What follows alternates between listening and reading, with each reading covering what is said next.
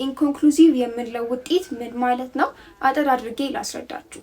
አንድ ሰው ወደ ላብራቶሪ ለኤችአይቪ ምርመራ ከመጣ በኋላ 3 ስቴፖችን በመጠቀም ነው የምንመረመረው። 1 ስቴፕ፣ ፈርስት ሪስፖንስ እና ዩኒጎልድ የምንላቸው።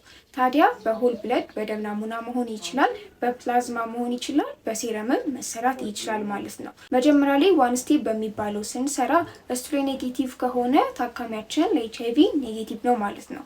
እሱ ላይ ግን ፖዚቲቭ ከሆነ ወደ ሁለተኛ ፈርስት ሪስፖንስ ወደምንለው እንሄዳለን ማለት ነው። ታዲያ 1 ስቴፕ ላይ ፖዚቲቭ ሆኖ ፈርስት ሪስፖንስ ላይ ኔጌቲቭ ከሆነ እንደገና 1 ስቴፕን እንደግመዋለን። ታዲያ አሁንም ድጋሚ 1 ስቴፕ ላይ ፖዚቲቭ ሆኖ ፈርስት ሪስፖንስ ላይ ኔጌቲቭ ከሆነ ውጤቱ ከ14 ቀን በኋላ መደገም ስላለበት ኢንኮንክሉሲቭ ብለን ሪፖርት እናደርጋለን ማለት ነው። ታካሚያችን ከ14 ቀን በኋላ ተመልሶ መጥቶ የደም ናሙና መስጠትና እንደገና ቼክ መደረግ ይኖርበታል። አንድ ሰው ለኤችአይቪ ፖዚቲቭ ነው የምንለው 1 ስቴፕ ላይም ፈርስት ሪስፖንስ ላይም ዩኒጎልድ ላይም 3ቱም ላይ ፖዚቲቭ በሚሆንበት ጊዜ ነው።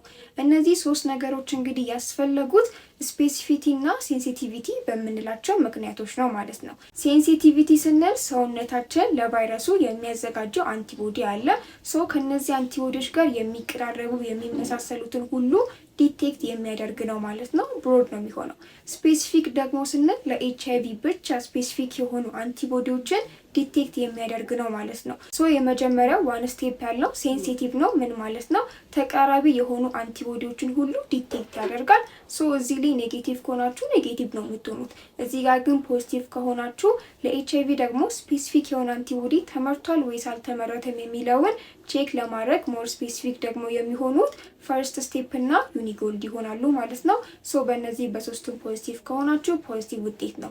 ነገር ግን የመጀመሪያው 1 ስቴፕ ላይ ፖዚቲቭ ሆናችሁ ሁለተኛው ላይ ደግሞ ኔጌቲቭ ከሆናችሁ ይሄ ኢንኮንክሉሲቭ እንለዋለን። ከ14 ቀን በኋላ ሰውነታችሁ በቂ አንቲቦዲ የማዘጋጀት ጊዜ ስለሚኖረው ድጋሚ ውጤቱን ቴስት ለማድረግ ያስችለናል ማለት ነው።